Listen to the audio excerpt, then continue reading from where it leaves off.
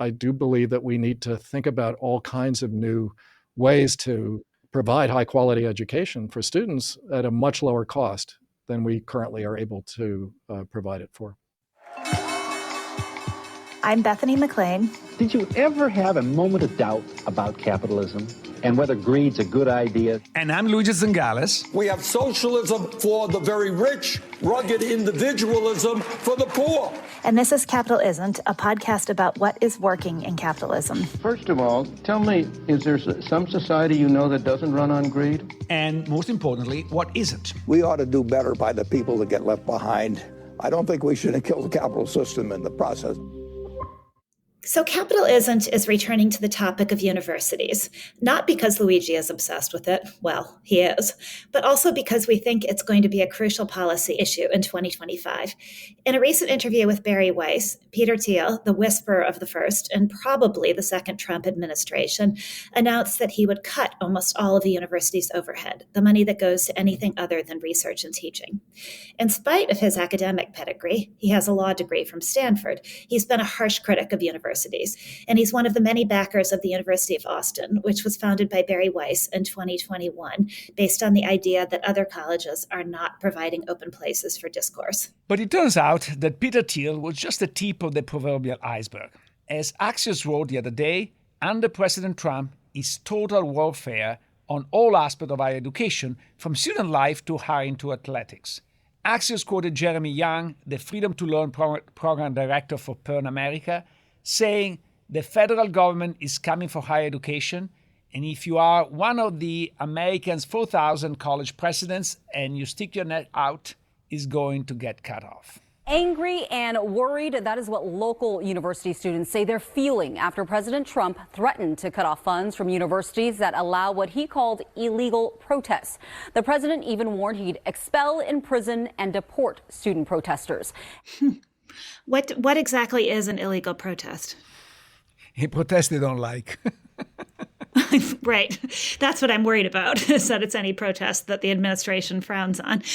I think that this is the beginning of the Inquisition. 25-year-old Luigi will think twice before coming to this country. And I think many more like me will think the same. It's basically like the Chinese national security law, that if you say something against China, you can be expelled. Now, of course, is in the eye of the beholder what is against China, and then people can interpret it in the way they want. Right. Well, then, the New Yorker just ran a piece about Harvard, asking if Harvard could survive the storm. Andrew Crespo, a professor at Harvard Law School, told the magazine, this is not about any one institution. It's about higher education in the United States and whether it's going to survive and thrive or fade away. Stanford, MIT, Columbia, and Vanderbilt are just a few big-name institutions that are freezing hiring or cutting back on PhD students they accept as they hear of Dodge's proposed cuts to federal medical research. Other colleges and universities in the association are suing the Trump administration over those cuts.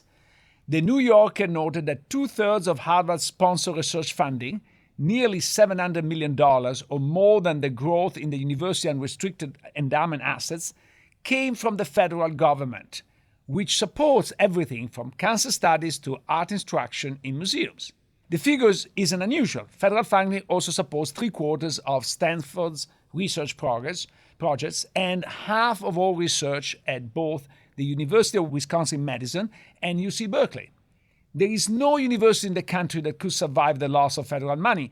Brian Leiter, a professor of law and philosophy at the University of Chicago, who writes a popular blog on philosophy and the academic, told the magazine. The Trump administration is also trying to rescind all race-based programming. In January, Trump signed an executive order barring public funding from any efforts devoted to diversity, although a federal judge has since temporarily blocked that order. In mid-February, citing Harvard's recent affirmative action case, the new acting secretary for the Assistant Civil Rights gave universities a 2-week deadline before which to end DEI programs or face possible funding cuts. There are lawsuits trying to stop all of this as well. But Luigi, as huge as these things are and as fatal as they may be to some aspects of universities, do you think they're going to the heart of the problem with higher education? Some people think so. Hedge fund manager Bill Ackman, who has been, as many people know, a player in the Harvard saga, told The New Yorker, "I think it's great. The government withdrawing funding will cause Harvard and the Harvards of the world to reform themselves." Is Ackman right? I mean, there are problems, major problems, like the escalating cost of a college education, which, of course, exacerbates the cost-benefit issue. So, first of all, I'm not an uninterested observer because I'm in the middle of the storm. I have to say I'm very worried about this contingency of federal funding based on the ideology of the government in charge. Not because I particularly love DEI programs, but because I think it sets a terrible precedent. Once you start in this way, the next government will say, oh, by the way, we want you not to write about X or about Y. We want you to do research only in those topics. We want your research to be politically correct or not politically correct. The problem is not the specific ideology. The problem is the principle. Once you pass the principle, there is no way back. Yeah, in a weird way, it seems like the Trump administration's actions are diametrically opposed to their own supposed philosophy of free speech, which is, of course, is sometimes the case with people who celebrate free speech, by which they often mean the speech that they like. Yeah, this is not to say that university had gone a bit crazy on this DEI issue, not because diversity issues are not important. It's just they made a profession of pushing them and creating administration and became a bubble on its own. So I'm kind of sympathetic that there is a bit of a reduction in that, but I'm not sympathetic that the government comes in and decides what free universities do. At the end of the day, the notion of private university is private only in name, because in practice, the government provides so much funding that can decide in any moment what the university should do. And do you agree with Bill Ackman that the government's withdrawal of funding will cause universities to reform themselves, or will it make it more difficult for universities to reform themselves? I think I could argue it either way. You know, it's hard for me because, as I said, I'm in the middle of the storm. But at some level, I can be sympathetic to some discipline in funding, particularly if you start saying we should tax some return of the endowment, which is one of the proposals on the table. No matter how painful it's going to be for all of us, I can see from an equity argument to say, wait a minute, especially after we reduce massively corporate taxation, endowments benefit tremendously because at least as individual, you don't pay taxes at the corporate level, but once the distribution takes place, you pay a lot of taxes at the personal level. But as endowment of a university, you get all of this basically tax-free. And so importing some discipline can be a good thing. And the problem with universities is that they don't have a good governance system. There is no basically way to take over. They can merge, but if a university does very poorly and has a large endowment, can continue to do poorly for ages, and it's very difficult to restructure and change. So I think a bit of a shake-up could be useful.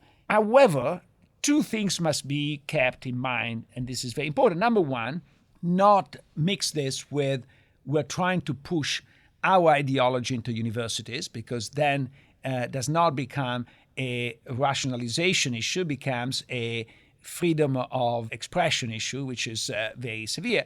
Number two, universities, and particularly the scientific part of the university, all the parts, but I want to say I'm not just to advocate for myself, but just university in general, they do produce enormous valuable research that has very positive spillover. So subsidies to research and development are very useful for the country overall, and we don't want to cut them, and even less so want to use them as a political tool. You've made the point often that universities, it's not just the Trump administration.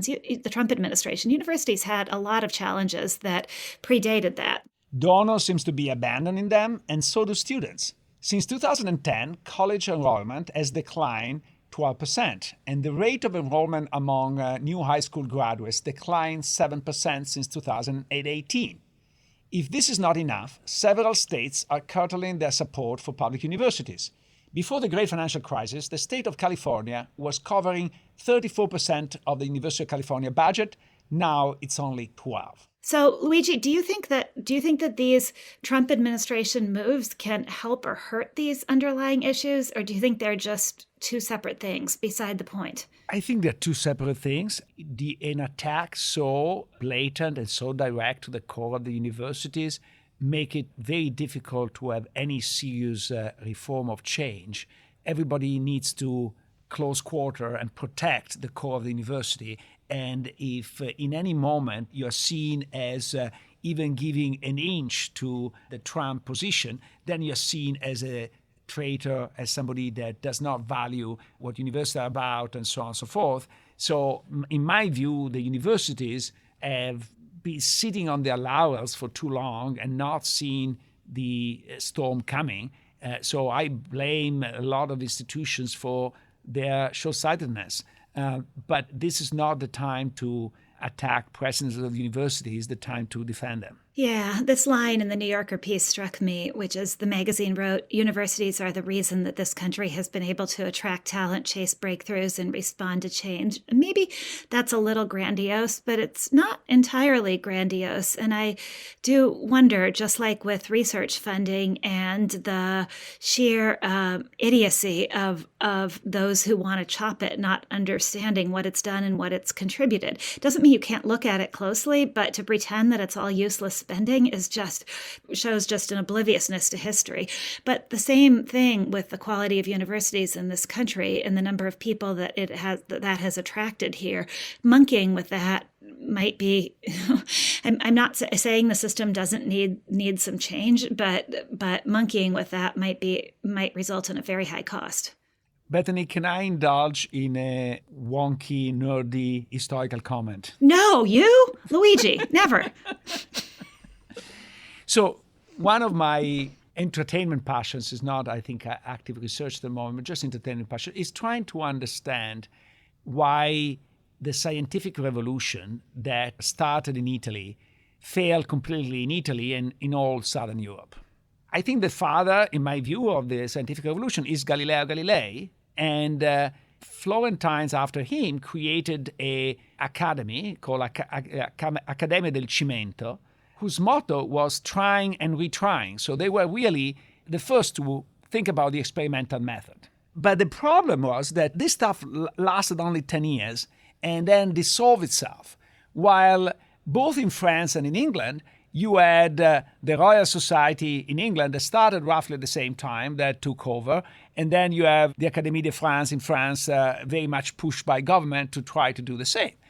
The question is why Italy lost the moment. My understanding is because the atmosphere in Italy became unbearable as a result of the Inquisition and the influence of the church.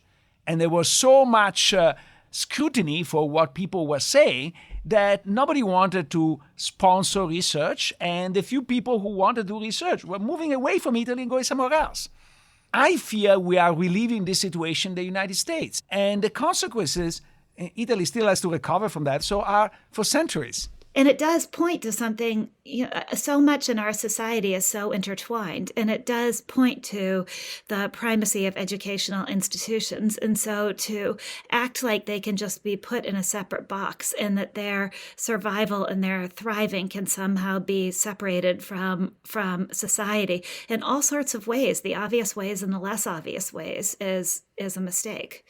Anyway, we thought we would continue our discussion with past college presidents. As Jeremy Young pointed out, it's awfully hard to talk to current college presidents because they're afraid, and rightly so, of getting their necks chopped off. So we're going to continue with our interviews of past presidents. Today, we're going to interview Nicholas Dirks, who's a historian and anthropologist. He was the vice president in charge of Columbia's Faculty of Arts and Sciences, and then he was named the Chancellor of Berkeley, where he served between 2013 and 2017. He also published a book on his experience, which is called City of Intellect: The Use and Abuse of the University. Your book is permeated by a great love for the idea of university. Yet the idea of the research university was born in a world where knowledge was expensive to access and research was not funded by almost anybody. Now, most countries are engaged in financing research in some form or another, and so is the private sector that, by the way, is still some of the best talent for universities. And most knowledge is freely accessible. Think about Wikipedia, Khan Academy.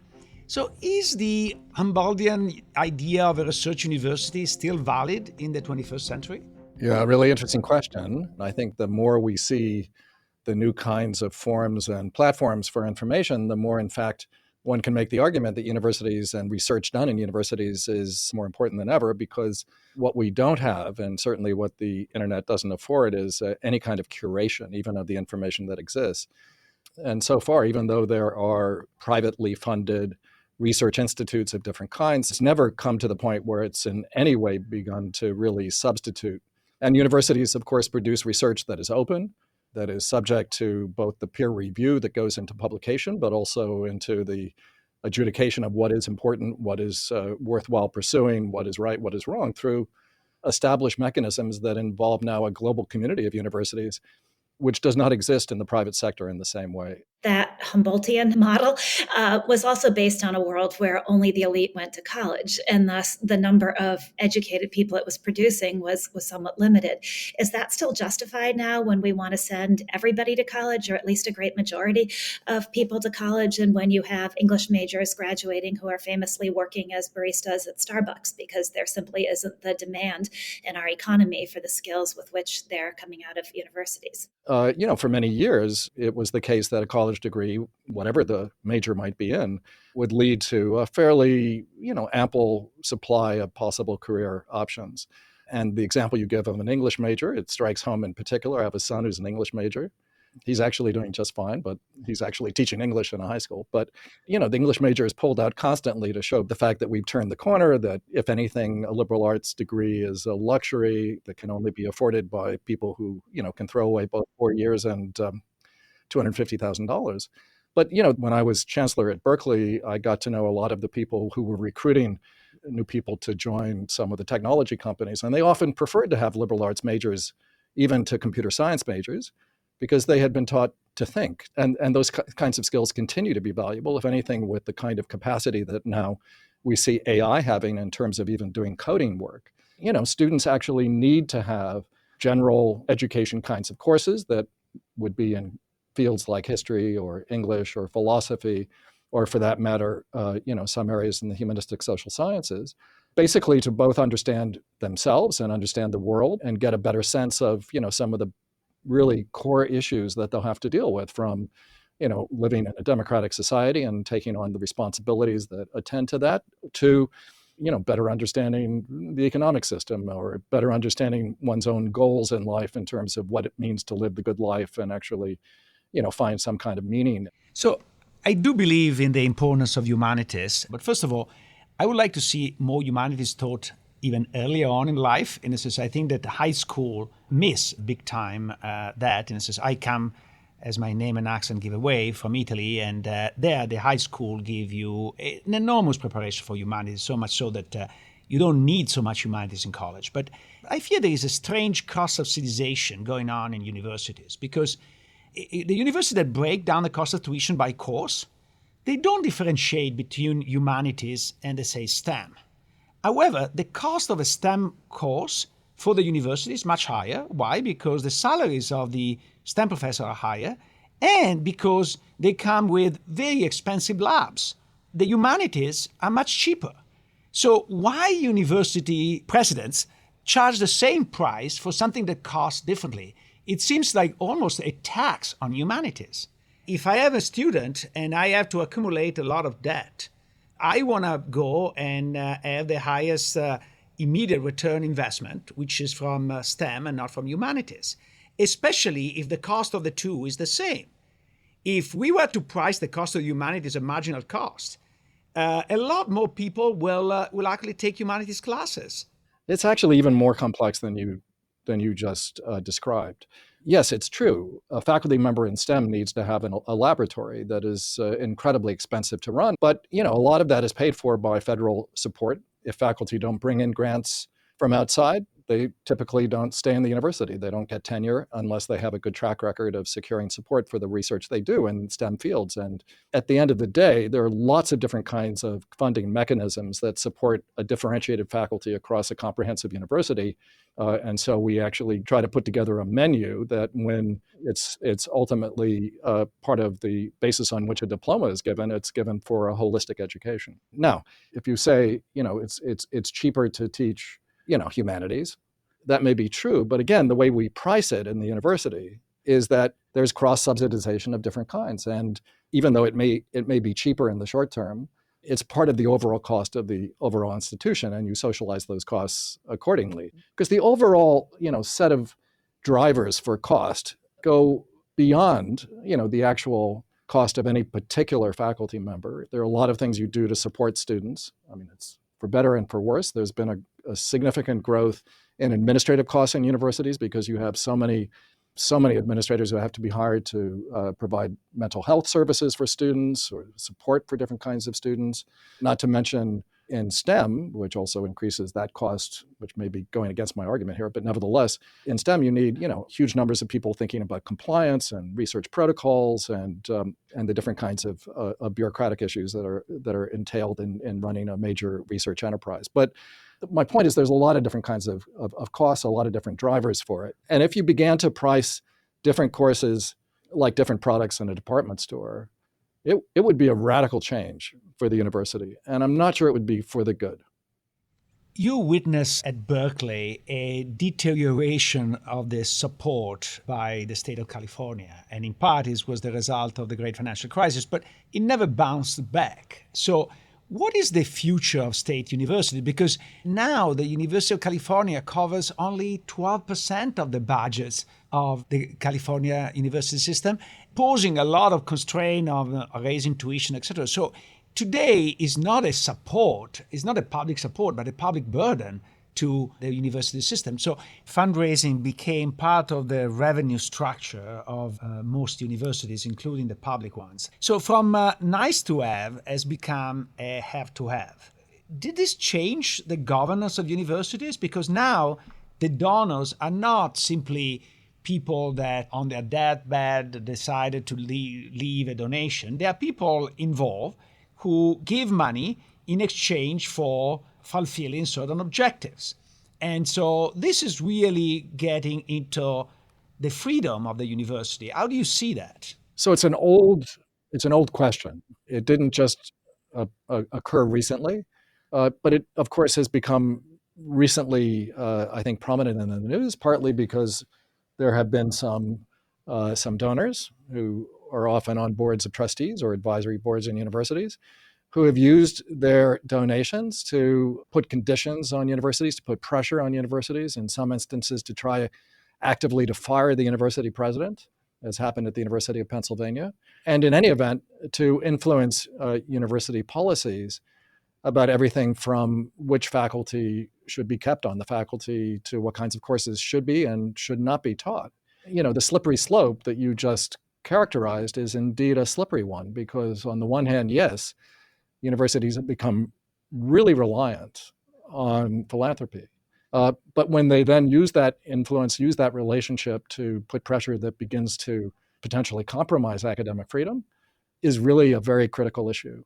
So Peter Thiel suggested in a recent podcast that you could address a lot of the cost issues with universities simply by stripping away a lot of the administrative costs. And when you think about the universities seen through your eyes, is that a valid suggestion? What can you get rid of? And is that the right road to go down? Yeah, I think it's a difficult issue, partly because, of course, it gets entangled with a lot of the current debate about diversity, inclusion initiatives of different kinds. But there are places, clearly, where universities could cut back. Probably they could only do that if they begin to think about it collectively in terms of what is expected of universities to provide. Of course, if universities think collectively about anything about cost, they get hit with antitrust. They tend to get hit more by antitrust regulatory concerns than many industries, by which is meant often just discussing what the levels of tuition should be for different universities that are competing for students together. So it's seen as antitrust. But the impulse behind that is in part to see if there could be some kind of collective action. Your co-author, Bethany, has written a lot about university athletics. And I'm a big critic of the kind of expenditure that goes into intercollegiate athletics, in part because it was one of the big struggles I had at Berkeley. Balancing our athletic budget was always a major problem. There were alums, however, who would have risen up in unison in protest had we cut even a single sport, and we had 30, actually 31. But, the truth is that in order to help fund many of those athletic programs, many of which produce actually the bulk of the American participants in the US Olympics, if you take USC, UCLA, Berkeley, and Stanford, you take their intercollegiate athletics programs, they provide close to a half of US Olympic athletes. But they do so in sports that just lose money, track and field, gymnastics, and so on. So what do you use to pay for the rest of the athletic budget?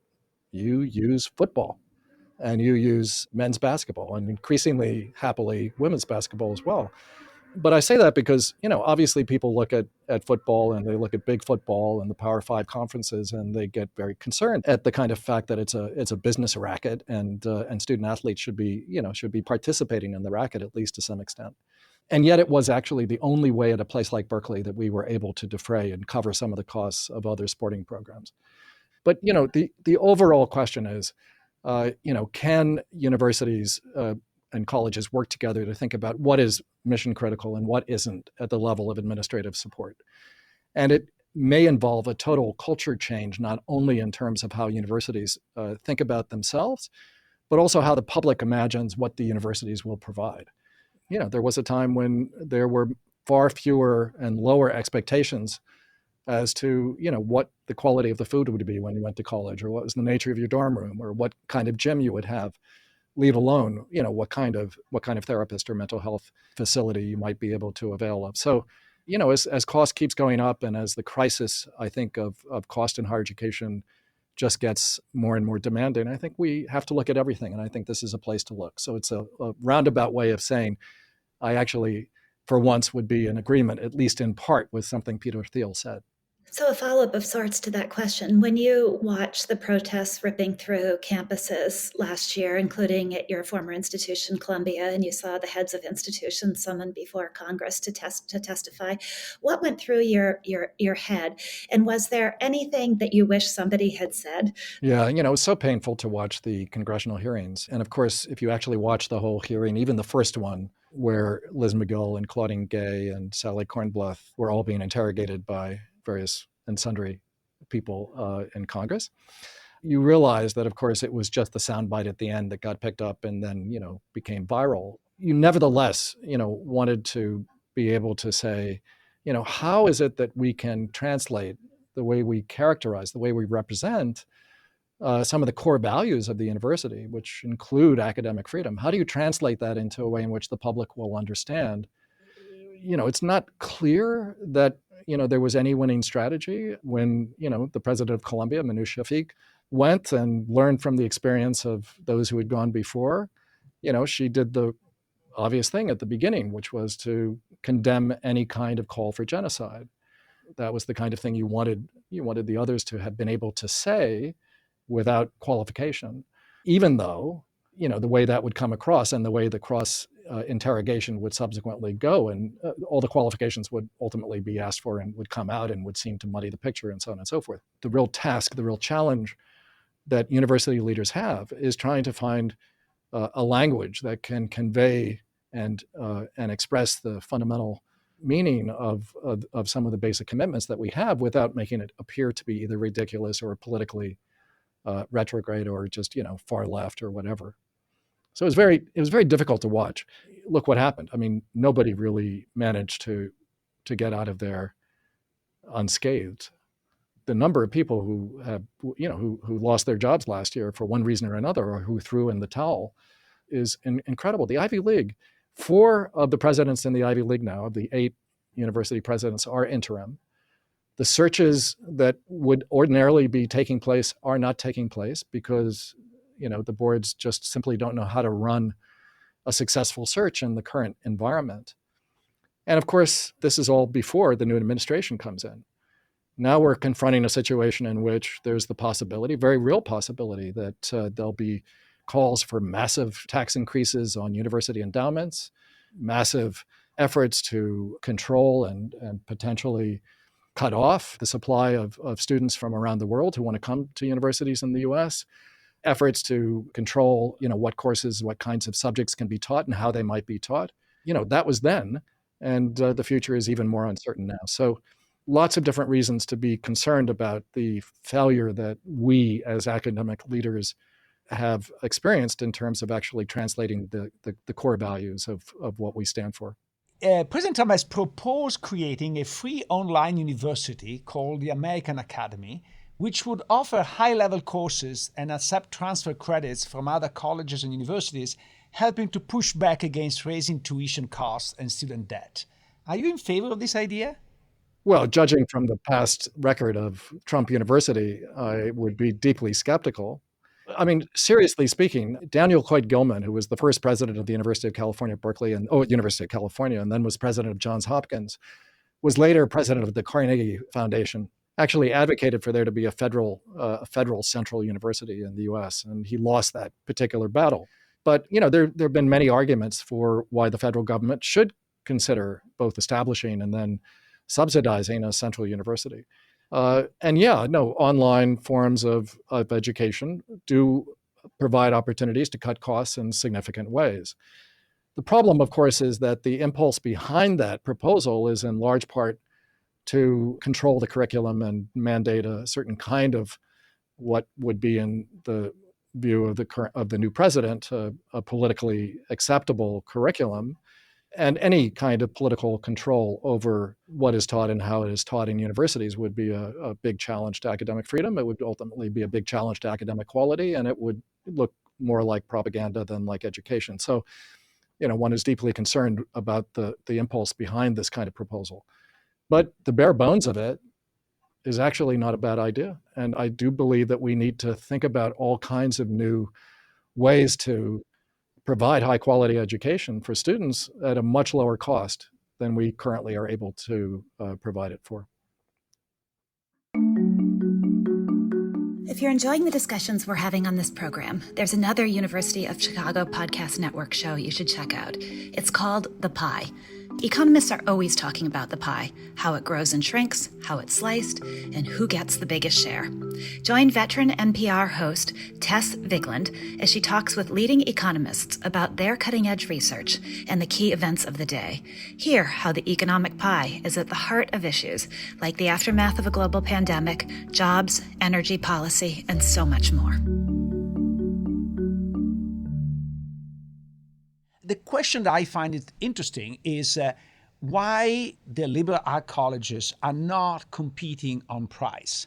So if their cost structure is much lighter than the one of universities, they should be able to offer the same quality of product at a lower price, which maybe some people don't want, but they could go much more down market, if you want, in that direction. My fear is that universities are selling a bundle good because they're selling education, but they're also selling sorting. As important, I always tell my students that it's not very flattering to me, but it's much more important who you have in the class than your teacher, because those are going to form you much more. Even if you have something that costs much less, you don't really want to sell it low because you might attract a part of the market you don't want. Well, I also think that part of the problem is that you have a fairly cost-indifferent consumer in a way that isn't, I know I'm going to say that, people are going to say, wait, what do you mean? The cost of education is a huge issue.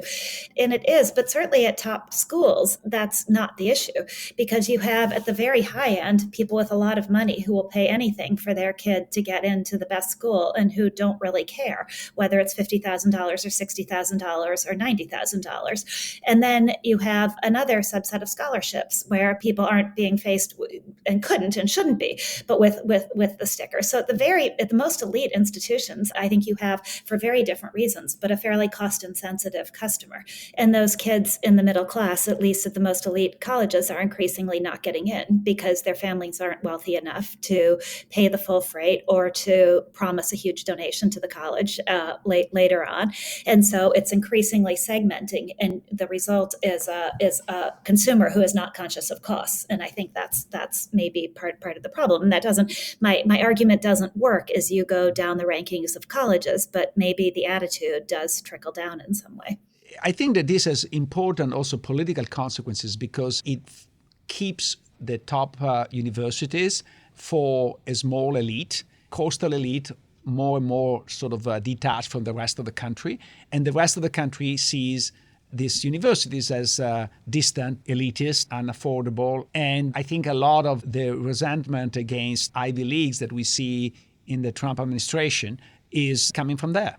I agree. And I actually think that might be fixing itself. A lot of my friends have college-age kids, and the shift is pretty remarkable. Kids want to go to a lot of schools that used to not be on. In other words, the list of schools that high-achieving kids want to go to has broadened dramatically in the last 5 or 10 years. And so in that sense, that the market is sort of fixing itself, but that's just a narrow segment of what we're talking about. And I think that broader representation and broader social diversity will be important, but that doesn't change the crisis. Maybe it does. Maybe it slowly starts to help the crisis of legitimacy that universities and colleges are facing, but I don't think it fixes the economic issues that are going to continue to plague them. And I thought something we didn't talk about in the podcast that Nicholas mentioned toward the end was this idea that if the Trump administration halts the flow of immigrants into the country, a lot of schools have a great deal of their tuition money coming from wealthy overseas kids. And I wonder what that does across the board to both boarding schools and to colleges. You're absolutely right. But I think the part that will be affected the most are these courses of master that are mostly sold to foreigners as a way to get into the American system. I think there is a little bit of a exploitation of that niche. As usual, the Trump administration may be excessive, but it's not completely crazy in touching that aspect, because there are some schools that basically sell a bundled product, which is some education, but mostly access to the United States, and then you pay the two together. And while we want to attract here the most talented people, we don't want to be in the business of selling sort of access. Or if we're in the business of selling access, at least we want to do it well and have the federal government profit from it, not the universities. But that still does open up another enormous question about the future of a lot of colleges and universities across the country. Did you come out of this conversation feeling like you had any clarity on what we should do or what the way forward should be? If you could write the rules and redesign the educational system, how would you do it?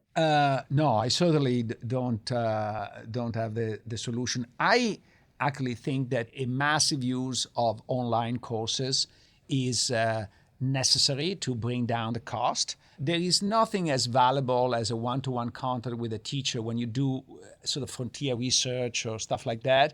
But when you have to teach the first year calculus, an online course is probably better than an in-person course.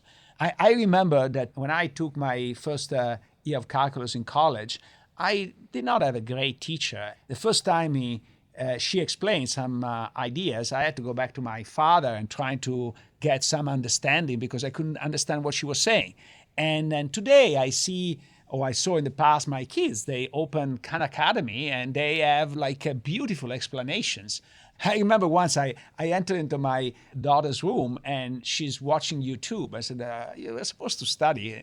What are you doing? I said, no, I am studying. I said, yeah, sure. No, I am studying. And she showed me a YouTube video of the Khan Academy where they were explaining how to integrate by parts.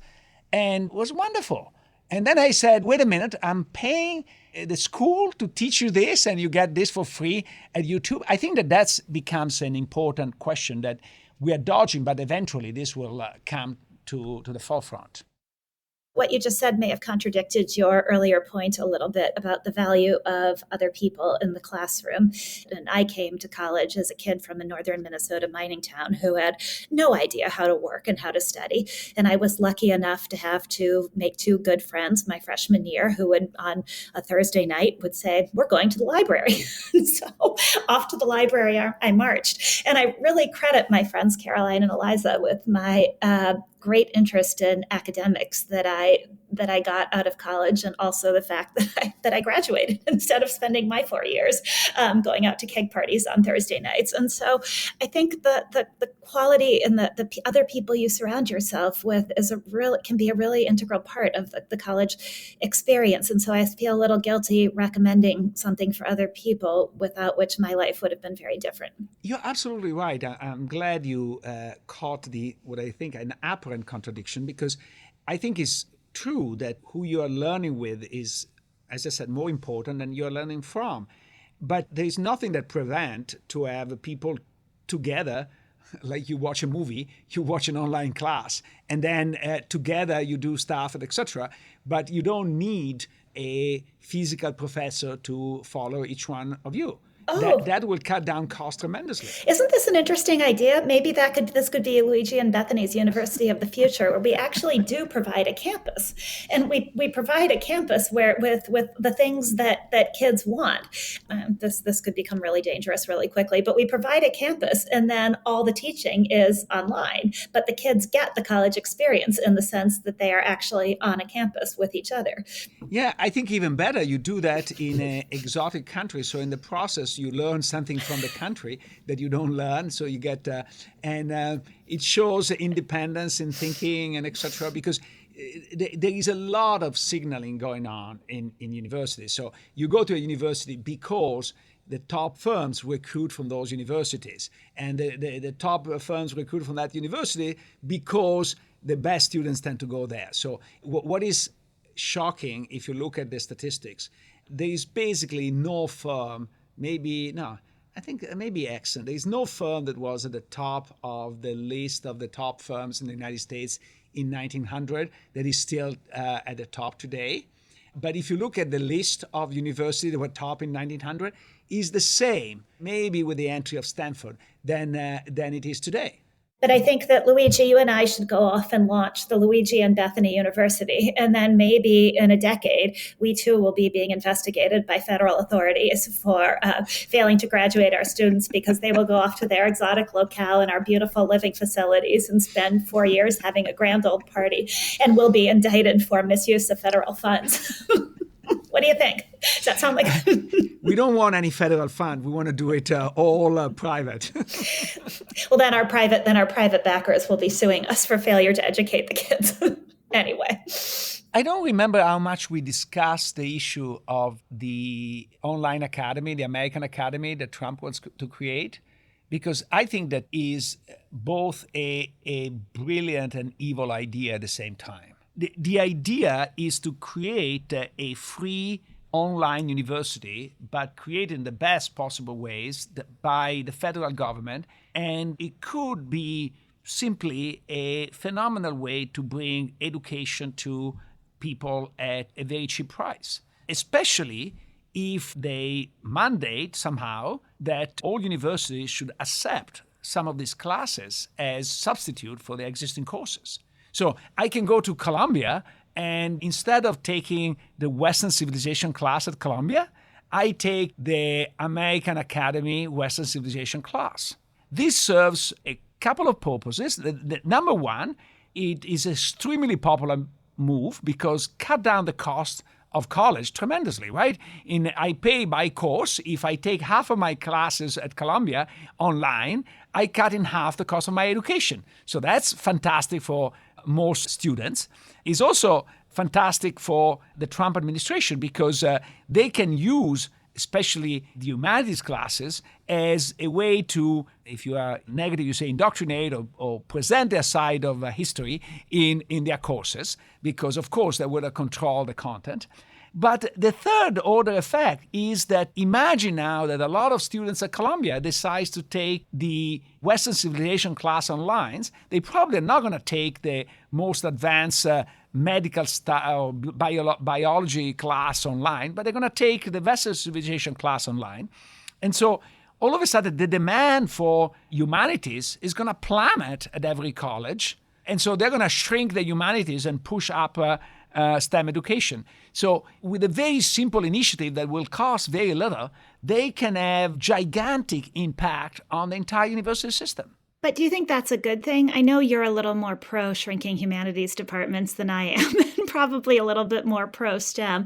Is that, especially in the age of AI, is that really the outcome that we want? In the sense that, and I could be wrong about this, but when I think about what's likely to be replaced by AI, it's precisely STEM. And what's not likely to be replaced are human capacities for reasoning that are the foundation or are developed through a liberal arts education. Do I sound like somebody who went to a small liberal arts school? I do. I am. No, I think that you misinterpreted a bit my thinking. So I am sympathetic to the fact of bringing education at a lower cost to a lot of people. That initiative will be revolutionary, will put, in my view, the right pressure in universities, because we need to raise to the occasion and show we can deliver better than that. Okay? In the same way in which if you provide free medical care, the doctors that provides medical care have to become much better at producing that in order to survive. So that's on the positive dimension. I'm very worried about the indoctrination component, and I'm very worried about the strategicness of this recomposition. Now, on the flip side, I do believe that in many colleges, some groups of humanities, and I love humanities, and I think they, especially in the world of AI, they do play a very, very important role. However, they got kind of insulated from any market pressure, because as a business school professor, if we don't really teach something that is relevant, people don't come to us.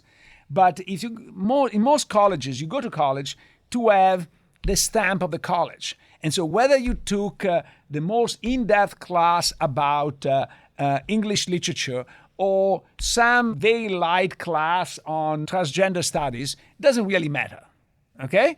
And so as a result, I think in many departments, they went for all transgender studies, which are important, but I don't think they should have necessarily that weight in the overall offering of the university. So competition is good. At the business school, one of the rules we have, at the Business School of Chicago, we have this very great rule, in my view, that every course must have an alternative. Nobody should be required to take my class particularly. They might be required to take a course in microeconomics, but they can take it from me, they can take it from somebody else, they can substitute, so that there is a bit of alternative. Because if you have a monopoly, you're going to indulge in that monopoly. I think the other problem that the humanities face is that they become, there's not a near-term value necessarily in the job market other than the stamp of approval from an elite college that may get you a job offer, but they're the sort of thing that becomes, your learnings in that area become more and more valuable later in life. And of course, you can always teach yourself, but the foundation that you establish in college makes you a different person, I think, and makes you open to things and interested in things later in life, when now I think far more about what I learned in my English major than I do, or in my philosophy classes, than I do about my math major, whereas it was probably my math major that got me a job, which it shouldn't have done, by the way, since I was not a very good math major, but that's again. So I think there's also a time, there's a very long tail. There's no immediate gratification with a humanities degree. But it comes later in life. The value comes later in life. You're absolutely right. And I've been advocating for a long time at Chicago, but nobody listened to me, is advocating that in addition to the teaching ratings that we do now, which evaluate the professor at the time, we should have delayed teaching ratings, like 10 years or 20 years down the line. We have the alarm that will come back, and I think we should have sort of surveys of which classes you find most useful. Sometimes it's too late to reward those people, but I think it would be nice to have the statistics to see what you really value in a course or in a curriculum. I really like that idea, assuming any of us have the memories that are capable of that, but I really like that idea. Capitalism is a podcast from the University of Chicago Podcast Network and the Stiegler Center in collaboration with the Chicago Booth Review. The show is produced by me, Matt Hodap, and Leah Cesarine, with production assistance from Utsav Gandhi, Sodom Kim, Sebastian Burka, Andy Shee, and Brooke Fox. Don't forget to subscribe and leave a review wherever you get your podcasts. If you'd like to take our conversation further, also check out promarket.org, a publication of the Stiegler Center, and subscribe to our newsletter. Sign up at chicagobooth.edu/Stiegler to discover exciting new content, events, and insights. We hope you'll join our community today, again at chicagobooth.edu/Stiegler.